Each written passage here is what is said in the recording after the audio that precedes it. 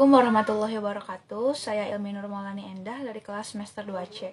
Di sini saya akan mereview materi pada pertemuan ke-13 Hukum Pidana yang didoseni oleh Ibu Profesor Dr. Hajah Heni Nuraini SHMH dan asisten dosen Bapak Dr. Muhammad Rendi Aridaya di SHMH. Pada pertemuan ke-13 ini, Ibu Prof membahas tentang sifat melawan hukum. Sifat melawan hukum ini merupakan unsur objektif dari tindak pidana. Mengapa? Karena merupakan penilaian terhadap perbuatan dan bukan pada pelaku. Nah, sifat melawan hukum ini terbagi menjadi dua, yaitu sifat melawan hukum formil dan sifat melawan hukum material. Di sini saya akan membahas terlebih dahulu sifat melawan hukum formil. Nah, perbuatan itu bersifat melawan hukum apabila dirumuskan sebagai tindak pidana dalam undang-undang dan diberikan sanksi.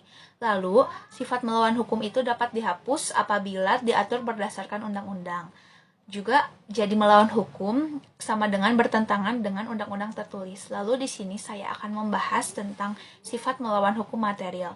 Nah, bukan hanya berdasarkan undang-undang tertulis saja, tetapi juga berdasarkan asas-asas hukum yang tidak tertulis.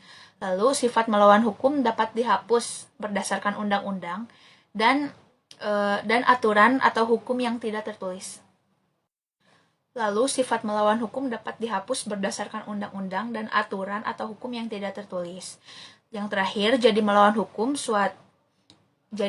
hukum sama dengan bertentangan dengan undang-undang atau hukum tertulis dan hukum tidak tertulis atau hukum kebiasaan. Nah, kesimpulannya, jadi sifat melawan hukum itu dapat dihapus dengan adanya alasan pembenar.